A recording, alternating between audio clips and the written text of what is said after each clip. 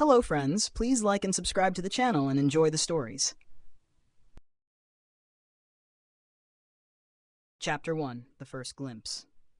The early autumn winds swept through the narrow streets of Montreal, carrying with them the crisp scent of falling leaves and the promise of change. The city, alive with its unique blend of European charm and North American energy, stood as a testament to the stories it held within its stone walls and bustling cafes. Among the throngs of people, a young man named Ethan navigated the cobblestone streets with a sense of quiet purpose. At 21,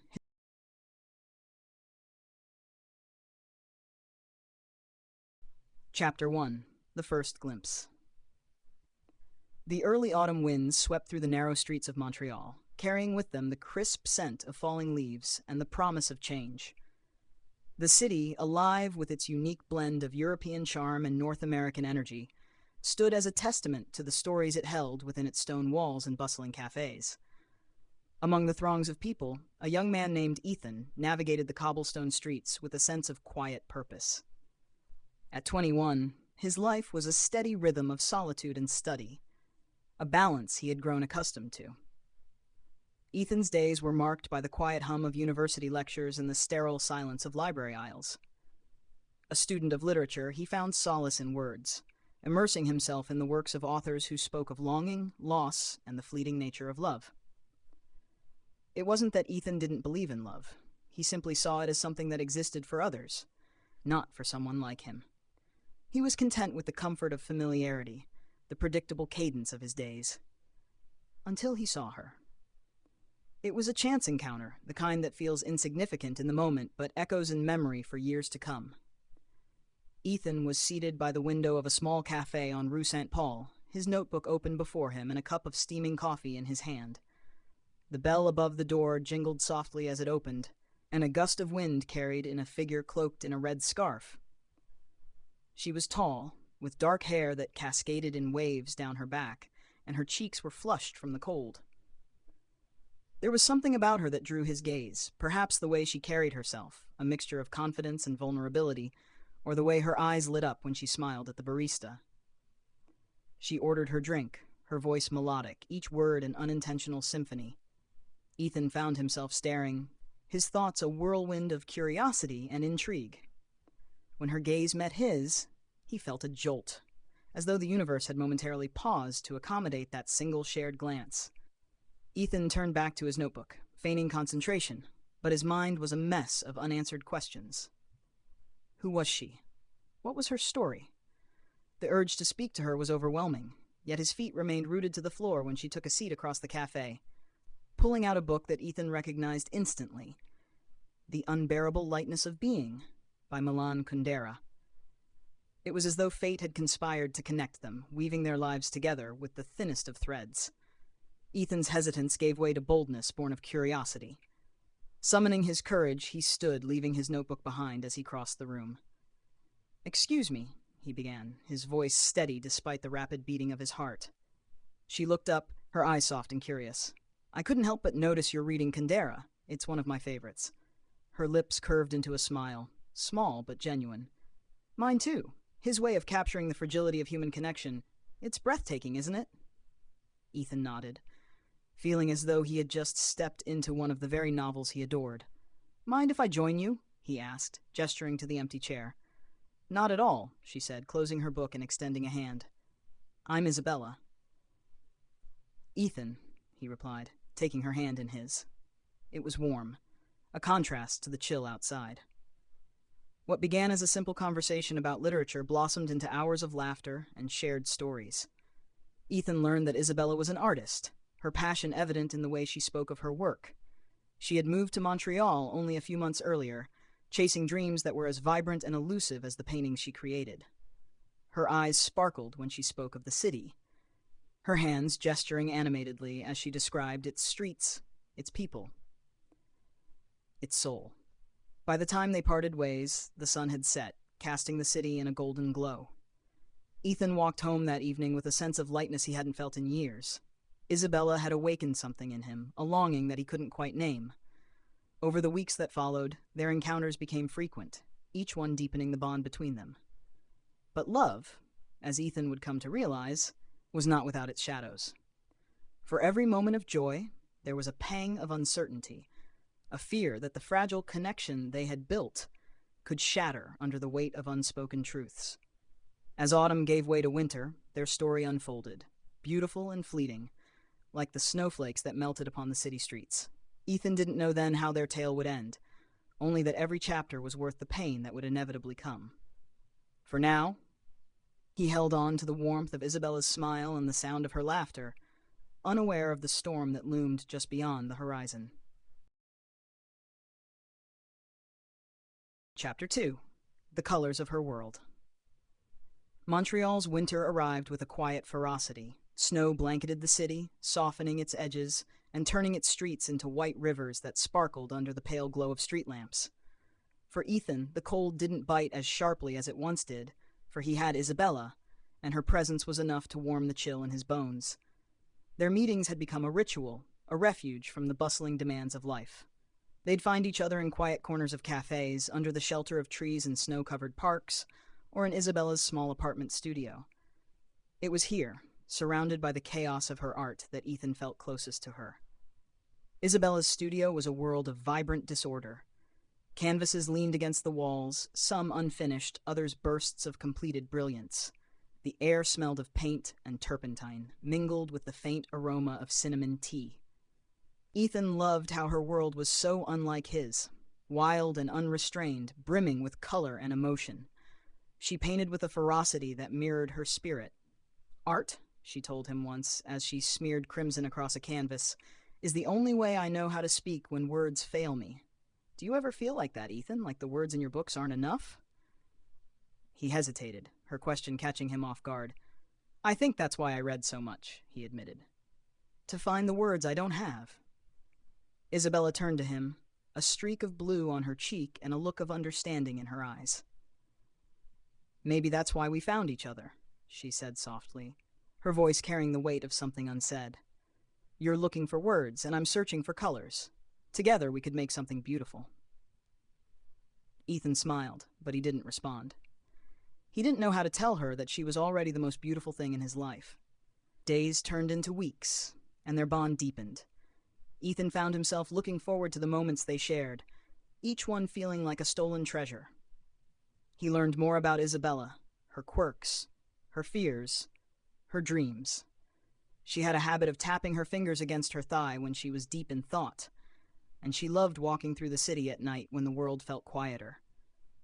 But there was a side to Isabella that Ethan couldn't quite reach, a shadow that lingered behind her radiant smile.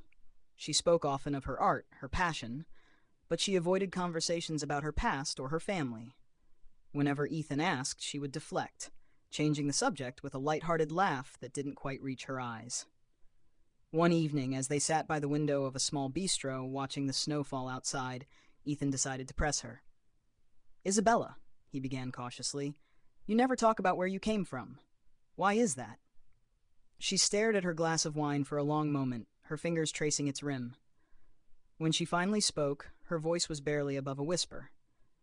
"Because it's easier to live in the present," she said. "The past, it's complicated, painful, and I don't want it to touch what we have." Ethan wanted to probe further, but the vulnerability in her eyes stopped him. Instead, he reached across the table and took her hand in his. "You don't have to tell me anything you're not ready to," he said gently. "I just want to understand you." Her grip on his hand tightened, and for the first time, Ethan saw tears glistening in her eyes. "Thank you," she murmured, her voice trembling, "for being patient." Despite her reluctance to share her past, Isabella began to open up in other ways. She started painting portraits of Ethan, capturing him in ways he hadn't seen himself before. "You have kind eyes," she told him one day as she sketched him in the dim light of her studio. "They remind me of the ocean, calm on the surface but full of depth." He laughed, embarrassed. "I think you're giving me too much credit." She set down her pencil and crossed the room to sit beside him. "No, Ethan," she said, her tone serious. "You don't see yourself the way I do. You're stronger than you realize. And you've made me feel something I thought I'd lost forever. Hope." Her words stayed with him long after he left that night. Hope. It was a simple word, but coming from Isabella, it felt profound. She was a woman who carried the weight of something unseen, yet she still found the strength to create beauty in the world. Ethan couldn't help but admire her for it. As the holidays approached, the city transformed into a wonderland of lights and laughter. Ethan and Isabella spent Christmas Eve together, strolling through the old port, the snow crunching beneath their boots. They shared stories of their childhoods, Ethan's filled with the quiet warmth of a small-town upbringing, and Isabella's painted in broad strokes of longing and loss. That night, as they stood on the edge of the frozen St. Lawrence River, watching the city lights reflect off the ice, Isabella turned to him. "Ethan," she said, her voice hesitant, "there's something I need to tell you." His heart skipped a beat. "What is it?" She looked away, her breath forming clouds in the frosty air. "Not tonight," she said finally, "but soon, I promise." Ethan wanted to press her, to ask what was weighing on her so heavily, but he saw the fear in her eyes and chose to hold his silence. Instead, he wrapped his arms around her, pulling her close. "Whatever it is," he murmured, "we'll face it together." Isabella didn't respond, but she held him tightly as though trying to capture the moment and etch it into her memory. And as the snow fell softly around them, Ethan couldn't shake the feeling that this was the calm before a storm he couldn't yet see. Chapter 3. Cracks in the Ice. The new year came, and with it a subtle shift in the air between Ethan and Isabella. On the surface, their relationship seemed as vibrant as ever. They spent hours together, wandering the snow-draped streets of Montreal, sharing dreams in the golden glow of cafe lights. But beneath the warmth of their connection, something unspoken lingered, a weight that Isabella carried in silence, and that Ethan felt in every unguarded moment. She was more distant now, though she tried to hide it behind her radiant smile. Ethan would catch her staring out the window, her gaze far away, her fingers trembling as she clutched her mug of tea. When he asked if she was okay, she would brush it off with a soft laugh, assuring him she was fine. But Ethan knew better. Something was wrong. One evening, Isabella called Ethan to her studio. Her voice over the phone was soft, almost fragile. "Can you come over tonight?" she asked. "I need to talk to you." Ethan didn't hesitate.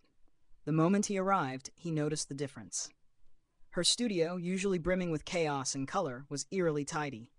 The canvases that normally cluttered the room were stacked neatly against the wall, and her brushes sat in a jar, cleaned and organized. Isabella herself looked as though she had been drained of her usual vibrancy. She sat on the floor, her knees pulled to her chest, her red scarf wrapped tightly around her. "Isabella," Ethan said, kneeling in front of her. "What's going on?" She didn't meet his eyes. Instead, she stared at her hands, twisting the edge of the scarf between her fingers. "I've been hiding something from you," she said quietly. "Something I should have told you from the beginning." Ethan's chest tightened. "Whatever it is, just tell me.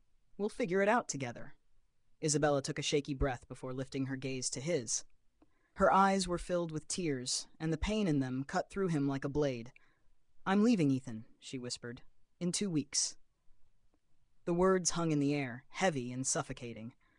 For a moment, Ethan didn't know how to respond. "Leaving?" he finally managed to say. "What do you mean? Where are you going?" "Back to Italy," she said, her voice breaking. "I came here because I needed to escape, to start over. But it was never meant to be permanent. My visa is expiring and I—" She stopped, her shoulders shaking as she struggled to compose herself.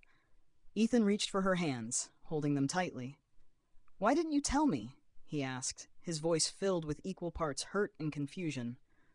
"Why did you let me fall for you if you knew you were going to leave?" "I didn't mean to," she said, tears streaming down her cheeks.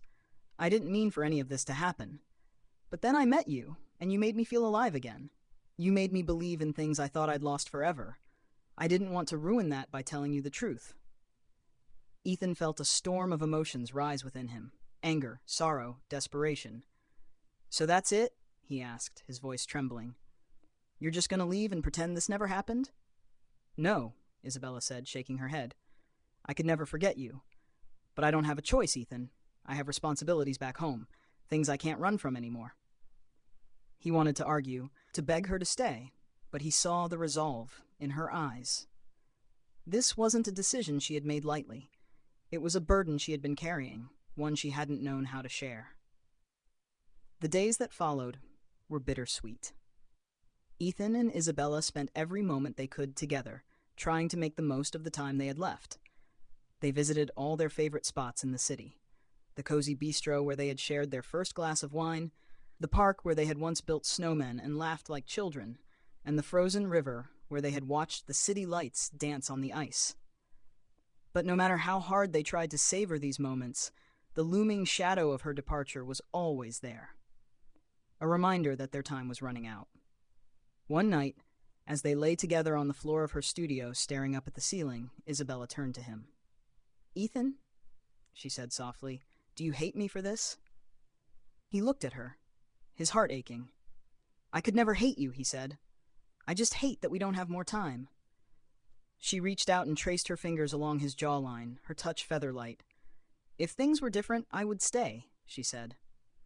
"I would build a life with you, but I can't change the reality of what I have to do."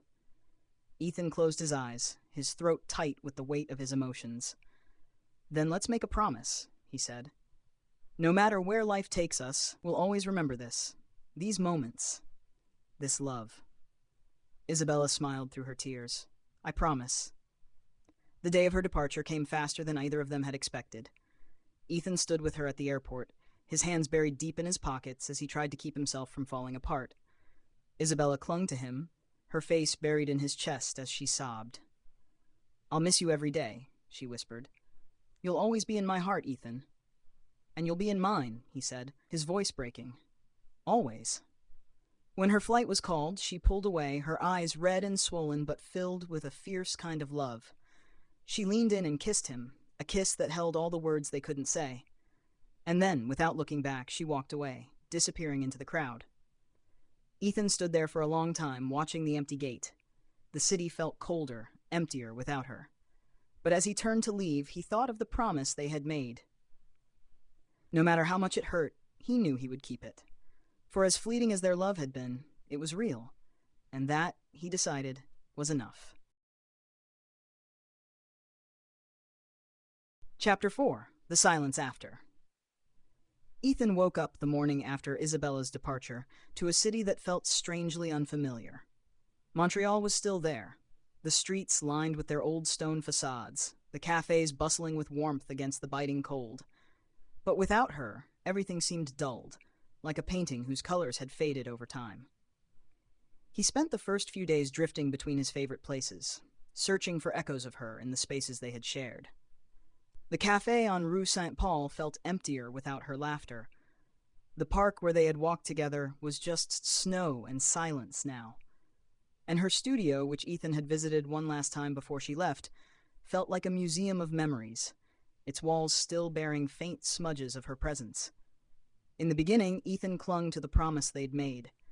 He replayed every moment with her in his mind, imagining she was still there, sitting across from him with her hands wrapped around a steaming mug, or standing at her easel, the vibrant streaks of paint on her face a testament to her passion.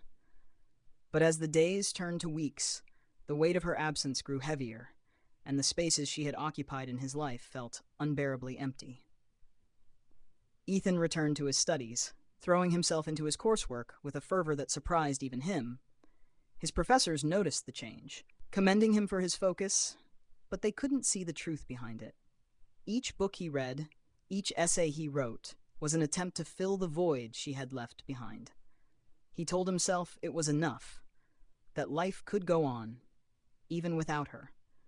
But late at night, when the city was quiet and the world seemed still, he would find himself reaching for his phone, staring at her contact name.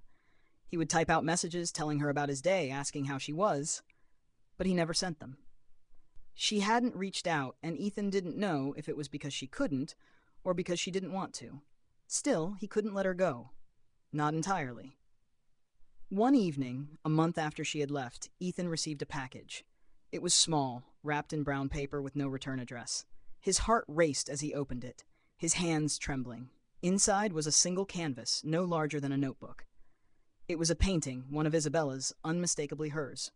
The image was simple yet profound, a snow-covered cityscape, its buildings rendered in soft, dreamlike hues of blue and white.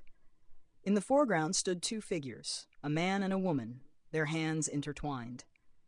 Their faces were indistinct, but Ethan recognized the scene immediately. It was the riverfront where they had stood on Christmas Eve, the place where she had almost told him the truth. Beneath the painting was a note written in her flowing script. "Ethan, I wanted you to have this. A piece of us, something to remember. I think of you every day. With love, Isabella." Ethan sat there for hours, the painting in his lap, her words echoing in his mind. He didn't know whether to feel comforted or broken. She thought of him just as he thought of her, but the distance between them remained an unbridgeable chasm. He hung the painting on the wall above his desk, where he could see it every day. It became both a solace and a torment, a reminder of what they had shared, and what was now lost. Spring came, and the snow began to melt. The city awakened, its streets bustling with life once more. Ethan tried to move forward, even as memories of Isabella lingered like shadows. He went on with his studies, spent time with friends, and even forced himself to go on a few dates. But no one compared to her. One night, as he walked home from the library, Ethan found himself standing outside the cafe where they had first met. He stepped inside, drawn by a sense of nostalgia. The seat by the window was empty, just as it had been that day. For a moment, he imagined her walking through the door, her red scarf trailing behind her, her smile lighting up the room. But she didn't come. And as Ethan sat there, staring at the empty chair across from him, he realized something. Love doesn't always stay. Sometimes it's fleeting, like the seasons, leaving behind a warmth that lingers even as the cold returns. Isabella had been his season of color, his burst of life. And though she was gone, she had left him with something precious, a reminder of how deeply he could feel, how alive he could be. Months turned into years. Ethan graduated, his life carrying him forward like a river that refuses to stop. He moved to a new city, started a career, and met new people. But Isabella was always there, in the quiet moments, in the way he noticed the colors of the sunset or the lines of a stranger's smile. He never heard from her again, and he didn't send her any messages. The painting stayed with him, traveling from one apartment to the next. It became a symbol, not of loss, but of the beauty that could exist, even in something that wasn't meant to last. And though he would never forget her, Ethan learned to let go. Because sometimes, love isn't about holding on, it's about cherishing the time you had and allowing it to shape the person you become. Isabella had been his muse, his joy, his heartbreak. But most of all, she had been his story. And for that, Ethan would always be grateful. Final chapter. A whisper in the wind. Years passed, softening the sharp edges of Ethan's grief, though the memory of Isabella never faded. She remained a quiet presence in his life, a whisper in the back of his mind, a vivid streak of color in the canvas of his memories. He found himself in moments that felt unexpectedly like her, a burst of laughter at an art exhibit, the way light filtered through autumn leaves, or the faint scent of cinnamon wafting from a cafe. Ethan had moved forward, as life always demands. His career as a writer blossomed, his words finding an audience that resonated with his stories of love, loss, and resilience. He published essays and novels, each one tinged with echoes of her. A detail woven into a character, a fleeting description of her red scarf. But never her name. She was his secret, his muse, and he kept her tucked away in the quiet corners of his heart. It was in Florence, a decade after they had parted, that Ethan's story intersected with hers once more. He had been invited to speak at a literary festival held in a centuries-old piazza, its cobblestones worn smooth by time. The city was alive with art, music, and history. And Ethan found himself drawn to its beauty, its romance. He wandered the narrow streets, soaking in the vibrant energy, and for the first time in years, he felt a flicker of something he hadn't known he was missing, a sense of connection. On the second evening, as the festival concluded, Ethan found himself in a small gallery tucked away on a quiet street. The sign above the door read "Color Perduto," lost color. Intrigued, he stepped inside. The gallery was intimate, the walls adorned with paintings that pulsed with life. He wandered slowly, his breath catching as he recognized the style. Bold, sweeping strokes of color, full of emotion and vibrancy. Her style. And then he saw it. A painting that stopped him in his tracks. It was the riverfront in Montreal, rendered in rich, dreamlike hues. Snow blanketed the ground, and two figures stood in the foreground, a man and a woman, their hands intertwined. Ethan's heart raced as he read the plaque beneath the painting, Memories of Winter by Isabella Rossini. His chest tightened, a rush of emotions flooding over him. She was here. She was alive, creating, thriving. And somehow she had held on to their story just as fiercely as he had. Ethan wasn't sure what drove him to stay in the gallery, but he lingered, pacing the room, lost in thought. And then, as if fate had orchestrated the moment, he heard her voice. "Do you like it?" He turned, and there she was, Isabella. She looked older, her features more refined, but the fire in her eyes hadn't dimmed. Her red scarf hung loosely around her neck, and her smile, soft, uncertain, was the same one he had fallen in love with all those years ago. For a moment, neither of them spoke. The world seemed to hold its breath. "It's beautiful," Ethan finally said, his voice barely above a whisper. "Just like you." Isabella laughed softly, her hand brushing a strand of hair from her face. "I didn't think I'd ever see you again," she admitted. "I thought you'd moved on." "I did," Ethan said, taking a step closer. "But moving on doesn't mean forgetting." Her eyes glistened, and for a moment she looked as though she might cry.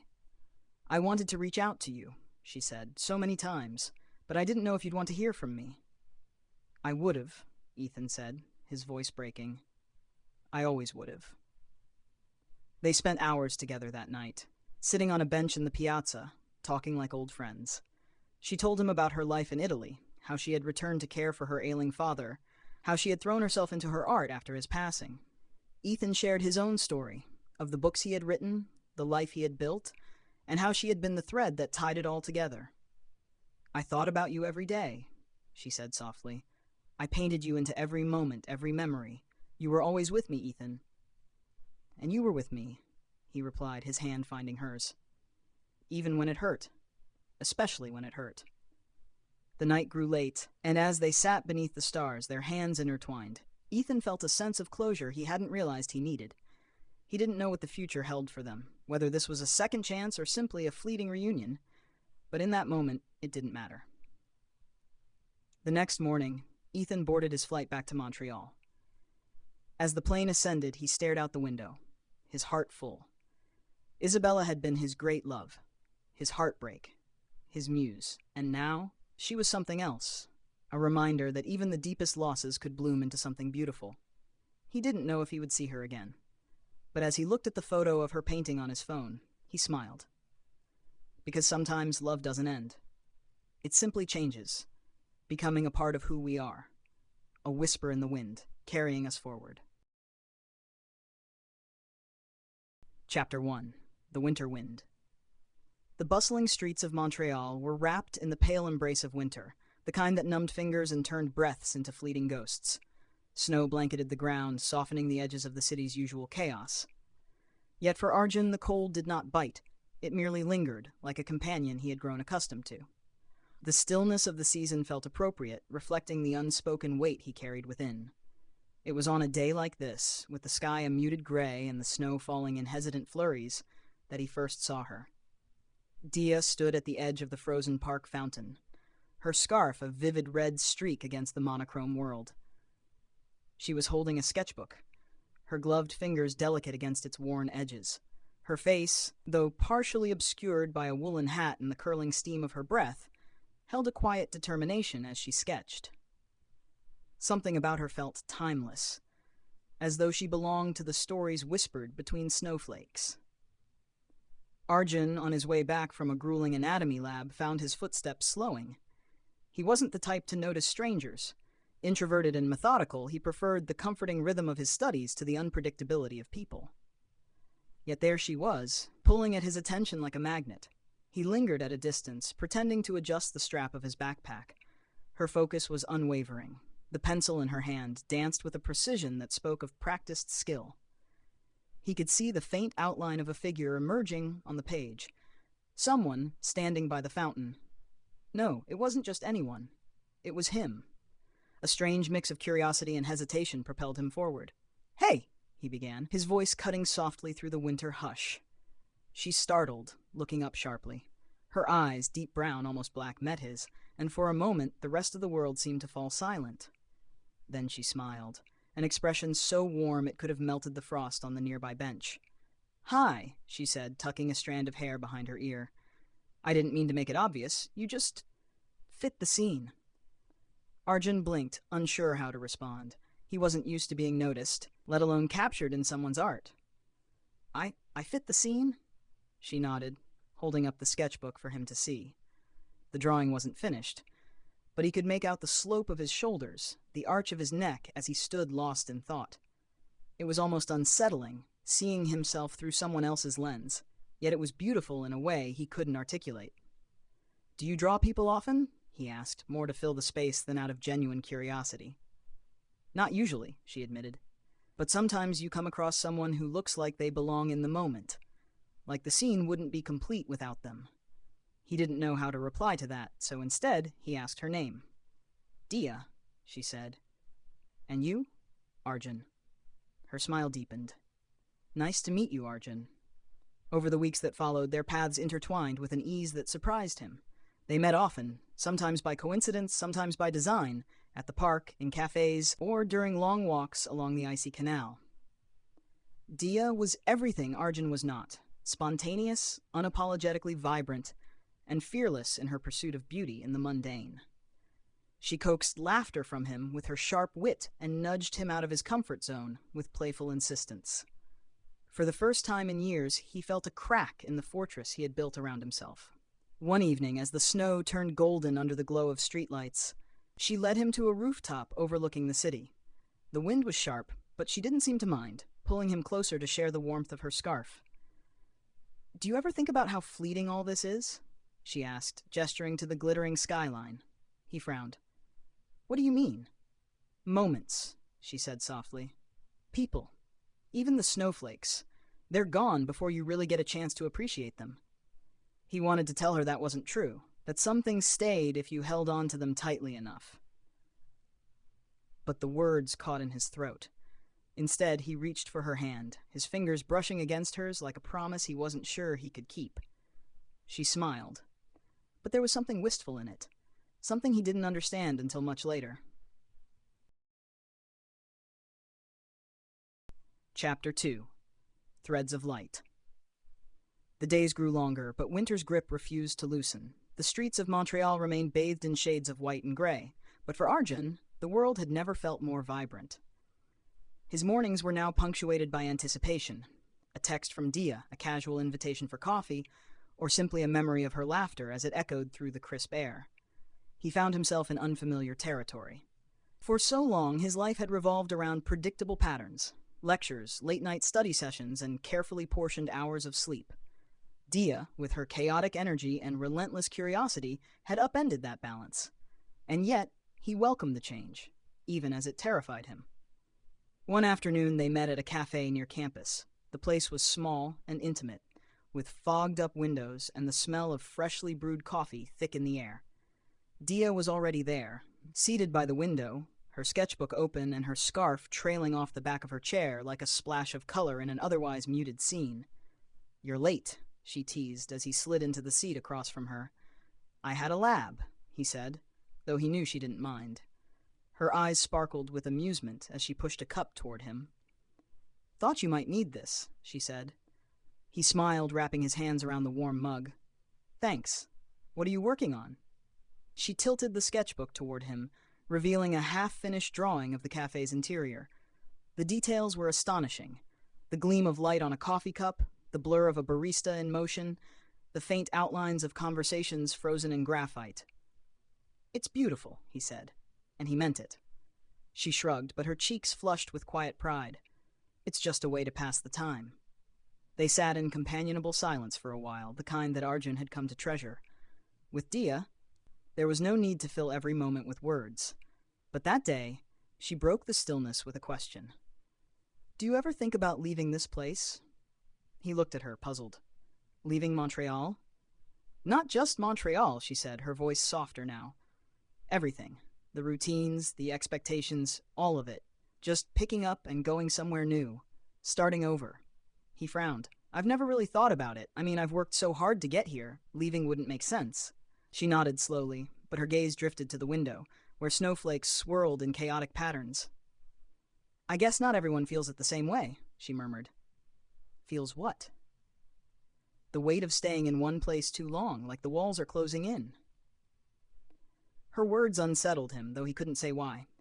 He wanted to ask her more, to understand the undercurrent of restlessness in her tone, but before he could, she flashed him a bright smile and changed the subject. That evening, he walked her back to her apartment. The snow had started falling again, thick and heavy, muffling the city's usual clamor. Dia's footsteps left faint impressions in the drifts, and Arjun found himself matching her pace, their steps in sync. At her door, she turned to him, her face lit by the golden glow of the porch light. "Thanks for today," she said, her voice soft. "You don't have to thank me," he replied. "I should be thanking you. You've made all this easier." She tilted her head. "Easier?"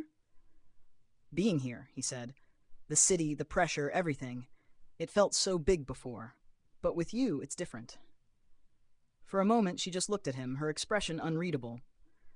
Then she reached out, her gloved hand brushing against his cheek in a gesture so fleeting he almost thought he imagined it. "You're sweet, Arjun," she said, her voice tinged with something he couldn't quite place. "Don't lose that." Before he could respond, she slipped inside, the door closing softly behind her. That night, sleep eluded him. Her words played over and over in his mind, each one heavy with unspoken meaning. He couldn't shake the feeling that something was slipping through his fingers, like sand caught in the tide. He wanted to know her better, to understand the hidden corners of her mind. But Dia was like the snowflakes that danced outside his window, beautiful and fleeting, impossible to hold on to for long. And deep down, he feared that she was already beginning to drift away. Here's Chapter 3, where the bond between Arjun and Dia deepens, but tensions start to grow, foreshadowing an inevitable parting. Cracks beneath the surface. The snowstorms grew harsher as winter wore on, each gust of wind bringing with it a biting reminder that the season was far from over. Montreal, a city Arjun had grown to love in his own quiet way, was a labyrinth of ice and cold concrete. But with Dia by his side, everything seemed softer, more vivid, even in the depths of winter's grip. The connection between them was undeniable. It wasn't just the shared moments of laughter or the stolen glances when they thought the other wasn't looking. It was the way her presence seemed to fill the empty spaces he had lived in for so long, the way she challenged him to open up, to let someone in. But even the most beautiful of things are fragile. It was on a gray Sunday afternoon when the first sign of tension appeared. They were at their usual spot by the canal, where the world felt smaller, less chaotic. Dia had insisted they take a walk despite the cold, her face flushed with excitement as she told him about a new art exhibit she had visited. "I swear, Arjun, it was like stepping into another world. The paintings were so raw, so alive. It felt like I was staring into someone's soul." Arjun, whose thoughts were often more grounded in the physical than the abstract, found himself struggling to follow. He nodded, trying to keep pace with her enthusiasm, but his mind wandered to his upcoming exams, to the never-ending cycle of responsibilities that hung over him like a weight. "You should come next time," she added, her eyes bright. "It's the kind of place you'd really appreciate if you just let yourself go." He hesitated, then spoke, his words careful. "I don't know, Dia. I don't think I'd get it the way you do." She stopped walking, turning to face him, her brow furrowing. "Why wouldn't you? It's not about getting it. It's about experiencing it. Letting yourself feel something without overthinking everything." His chest tightened at her words, an unspoken frustration bubbling up. He had always been methodical, precise, grounded in the tangible world around him. The idea of letting go, of feeling things without control, terrified him. And yet, her challenge felt like a question he wasn't ready to answer. "I don't know if I can," he said softly, his voice betraying his uncertainty. Dia looked at him, her gaze intense and searching, before her expression softened, almost imperceptibly. "That's your problem, Arjun. You're always holding back. You never let yourself feel." The words stung, not because they weren't true, but because she had seen through him in a way that no one else had. She wasn't wrong. He did hold back. He had spent years building walls, afraid of what might happen if he let someone in. afraid of what might happen if he let himself feel. He opened his mouth to respond, but the words caught in his throat, and in the silence that followed, the air between them grew thick. For a moment, they just stood there, the snow falling in soft curtains around them, as though the world itself were holding its breath. Finally, Dia sighed, her breath coming out in a visible puff. "I don't want to argue, Arjun. I just wish you'd let me in." The next few days were a strange mix of distance and tension.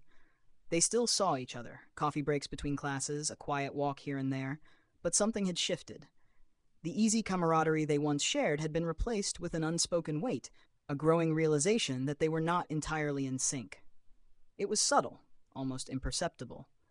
Dia's usual playful teasing felt sharper, more impatient. Arjun, in turn, became more withdrawn, his mind occupied with the endless cycle of work, studies, and the pressure that seemed to grow heavier each day. He couldn't shake the feeling that something was wrong, something deeper than the surface tension of their recent argument. Then, one evening, as the city was draped in a blanket of snow and the lights from nearby buildings flickered like distant stars, Dia called him. Her voice, usually so certain, was hesitant when she spoke. "Arjun, can we talk?" They met at a small park near the river, the air colder now, the city alive with the buzz of passing cars and muffled conversations. Dia stood beneath a streetlight, her breath forming little clouds in the air, her figure small against the vastness of the night. He could feel the distance between them even before he spoke. "What's going on, Dia?" She hesitated, then took a step closer, her eyes searching his face for a moment before looking away. "I've been thinking a lot lately. About us." His heart clenched at the words. "What about us?" "I don't know how to say this, but I feel like we're drifting apart, Arjun. Like we're not on the same page anymore." His stomach twisted, the words sinking deep into him. He had known on some level that this was coming, that their differences, their unspoken fears and contradictions were too vast to ignore for long. But hearing her say it out loud made it all too real. "Is this about what happened with the exhibit?" he asked, his voice trembling slightly. "It's not just about that," she said, her voice softening. "It's everything, Arjun. I've been trying to help you open up, to get you to let go of whatever it is that's holding you back. But I can't keep pushing you if you're not ready to meet me halfway."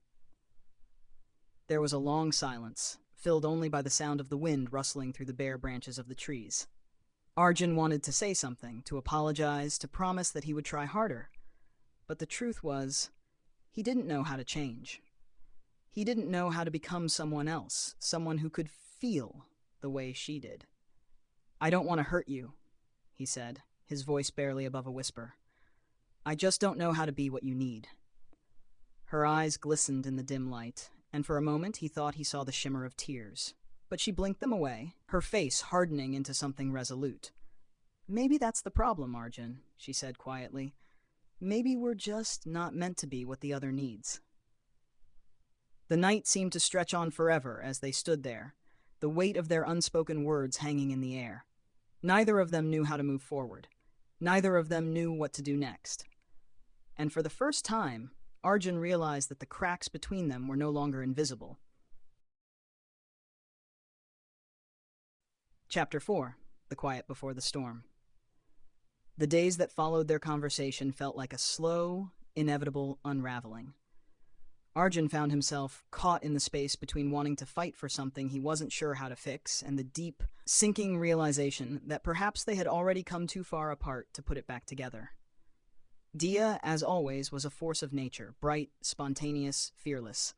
But even her energy seemed to fade, like a light that was burning a little too brightly, a little too fast. There were fewer texts, fewer spontaneous meetups. Even when they did see each other, there was a new, unspoken tension between them, like a wall neither of them knew how to break down. Arjun couldn't stop thinking about her words. "I can't keep pushing you if you're not ready to meet me halfway." The idea of not being enough for her, of not being able to match her pace to meet her needs, gnawed at him. He had tried. He really had. But somewhere along the way, he had lost himself in the process. Somewhere between his studies, his responsibilities, and his own fears, he had forgotten how to just feel. It was a Saturday, cold but sunny, when he received a text from Dia. She had sent it in the early hours of the morning, and it had sat unanswered in his phone all day. "Can we talk again?" He hadn't replied. He couldn't. Every time he thought about it, his stomach turned. It was the kind of message that begged for closure, and Arjun was terrified of what kind of closure she would offer. He had to face it. He knew what this conversation was about. She was pulling away, piece by piece, and neither of them knew how to stop it. But something inside him, a mix of longing and regret, pushed him to reply. "Where?" She didn't waste any time. "Meet me at the cafe, 6 p.m., please." When he walked into the cafe later that evening, it was quiet, the air filled with the warm smell of coffee and fresh pastries. The usual crowd of students and artists who frequented the place had mostly cleared out, leaving behind a soft hush that felt oddly fitting. Dia was sitting by the window, her back to him, her fingers tracing the rim of a coffee cup absent-mindedly. She didn't look up when he approached, and for a moment Arjun hesitated, unsure if he should speak first, or if he should just let the silence stretch on between them. He sat down across from her, the words heavy on his tongue. "Hi," he said, his voice sounding strangely distant to his own ears. "Hi," she replied, but her voice was tight, like she was holding something back. She took a deep breath, her eyes meeting his finally. "I don't know how to say this, Arjun." He nodded, his heart pounding in his chest. "It's okay," he whispered, though he wasn't sure if it was for her or for himself. "We don't have to do this if you're not ready." "No, I am," she said quickly, almost as if she had been waiting for him to give her permission. She paused, then added softly, "I think we both know what this is."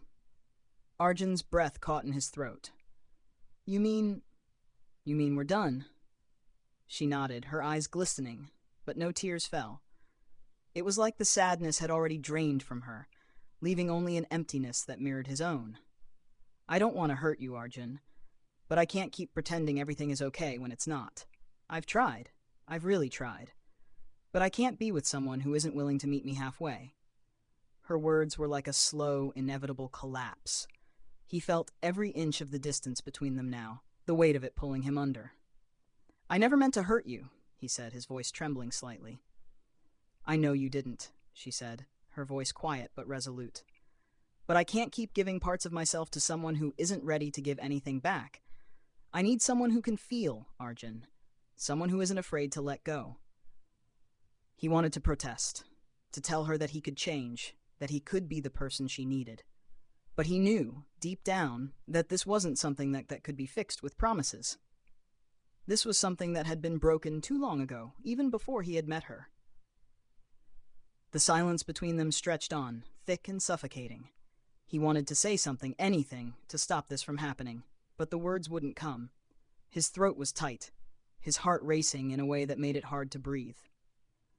"I'll always care about you, Arjun," Dia said, her voice barely a whisper. "But I can't keep holding on to something that isn't real anymore." He nodded, though it felt like 1,000 knives had pierced him all at once. He had always been afraid of change, of loss, of the things he couldn't control. But this was beyond his control. And deep down, a part of him understood that it had always been this way. He had been too afraid to be vulnerable, to let someone in, and now the cost of that fear was too high. She stood, her hands trembling slightly as she gathered her things. "I'm sorry, Arjun. I really am." He couldn't speak. The lump in his throat was too large, too insistent. All he could do was watch as she walked away, her figure disappearing into the evening fog, leaving him alone in the same cafe where they had first met months ago. He sat there long after she had gone, the empty chair across from him a silent testament to everything that had passed between them. The city outside seemed so distant now, the lights dimming in the growing darkness. His fingers traced the rim of his own coffee cup, now cold and untouched, as the weight of the silence pressed down on him. This was it. The end of a chapter. A love that had burned bright but could not last. And all he could do was sit there and wonder if he had ever really known how to love her, or if he had been too scared to let it be enough.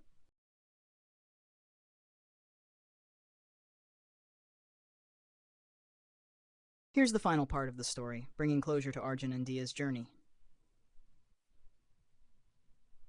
The quiet aftermath. The days that followed were filled with the quiet hum of ordinary life, the kind that moved without hesitation, even as Arjun's world had come to a halt. The city continued to pulse with its frenetic energy, students rushing to lectures, the streets filled with the sound of cars and laughter, and snow turning to slush in the gutters.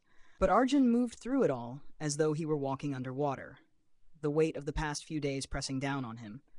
He hadn't heard from Daya. She had left, and he had let her go. That was the truth. No matter how much he wanted to believe that things could somehow have turned out differently, the reality was clear. They were two people whose paths had crossed but could not remain aligned. Arjun's mornings began to feel hollow, and even his studies, once a refuge, seemed less important now. The lab sessions and assignments blurred together. The long nights spent studying no longer offered the comfort they once did. Instead, he found himself staring at his textbooks without truly seeing the words on the pages. Weeks passed. Spring arrived with its fragile promise of renewal, but for Arjun, it felt more like a reminder of everything that had been left behind. There were still moments when he caught himself thinking of Dia, of the way her eyes had sparkled when she spoke about her art, of the soft sound of her laughter, and the warmth of her hand brushing against his. But the sharp pangs of loss that had once gripped him began to dull. It wasn't that he had stopped caring. It was that he had started learning to live without her. And with each passing day, the void she had left began to feel a little more familiar. One evening, as the last remnants of winter finally melted away, Arjun decided to take a walk along the canal, something he hadn't done in months. The path was still littered with snow, but there were hints of green creeping through the white, and the air was warmer than it had been in weeks. As he walked, he remembered their last conversation by the river, how she had looked at him, her eyes so full of quiet sadness, and how he had felt powerless to change anything. And he thought about her words, how she had asked him to feel, to be more than just a series of plans and routines. He had wanted to give her that. He had wanted to meet her halfway, but he wasn't sure he could ever have truly understood what it meant to let go. It was then that he saw her. Dia was sitting on a bench near the water, her head tilted back as she gazed up at the sky, a sketchbook resting on her lap. She hadn't noticed him yet. For a moment, he just stood there, watching her, the ache in his chest stirring again. She looked as beautiful as ever, like a part of the city itself, timeless and unchanging. He hesitated, unsure of what to do, what to say. It had been so long since their last meeting, and the space between them seemed vast now. But something within him pushed him forward. He wasn't sure if it was a need for closure or simply the desire to see her once more, to understand why things had to end the way they had. Dia? His voice felt foreign, but it was enough to make her turn. She smiled, but it wasn't the smile he remembered. It was softer, quieter, as though she had learned to carry her own weight since the last time they had spoken. "Arjun," she said, her voice calm, no hint of surprise, though he could see something flicker behind her eyes, an emotion that was fleeting, but real. He sat down beside her on the bench, unsure of how to begin. For a long time, neither of them spoke. The world around them seemed to pause as they sat there together, two people who had once been so close but now found themselves strangers. "I've been thinking about you," he said finally, his voice low. "About everything. About what you said that day, about not feeling enough." She nodded, her fingers tracing the edges of her sketchbook, as though it were something fragile, something precious. "I don't blame you, Arjun. You don't have to explain yourself. You're not the only one who needed to figure things out." He looked at her, the weight of his words sinking in. "I wish I had known how to let you in. I think I was too scared." She smiled softly, the sadness in her eyes not entirely gone, but mixed with something that resembled acceptance. "It's not your fault. We were just two people in different places with different needs, and that's okay." There was a long silence between them, but it wasn't uncomfortable this time. It was the kind of silence that exists when two people finally understand that some things cannot be forced, no matter how much they might want them to work. "I miss you," Arjun said, and the words felt heavy, but true. He had never imagined that something so simple could feel so loaded. "I miss you too, Dia replied quietly. But I think we both needed to learn something from all this, about ourselves, about what we really want. They sat there for a while longer, watching the water ripple softly in the fading light, the city alive around them. It was strange, how time had passed, how they had changed, and how in the end they had both grown into something different from what they had been. When the silence finally broke, it wasn't with an apology or a grand gesture. It was with the simple acknowledgement that their paths had diverged, and that was just how life worked sometimes. I think it's time for both of us to move on, Dia said, the words not as sad as they could have been. There was peace in her voice now, a quiet acceptance that had taken time to reach. Arjun nodded, feeling a weight lift off his shoulders. I think you're right. They stood up from the bench, each knowing that this would be the last time they would see each other, at least in the way they once had. They didn't embrace or say any final words. Instead, they simply shared a quiet look, an understanding that neither could explain fully, but both knew was true. As Dia walked away, her figure disappearing into the spring evening, Arjun took one last look at the canal. The waters had changed. What was once frozen and cold had now become fluid, shifting with the current. And somehow that felt like the perfect metaphor for the way life worked, for the way people changed, moved on, and found new paths. He turned away, stepping forward into a new season of his life. The journey wasn't over, but it had begun again, in a way that felt more hopeful, more real. And somewhere deep inside, he finally understood what Dia had meant all along. This marks the end of Arjun and Dia's story.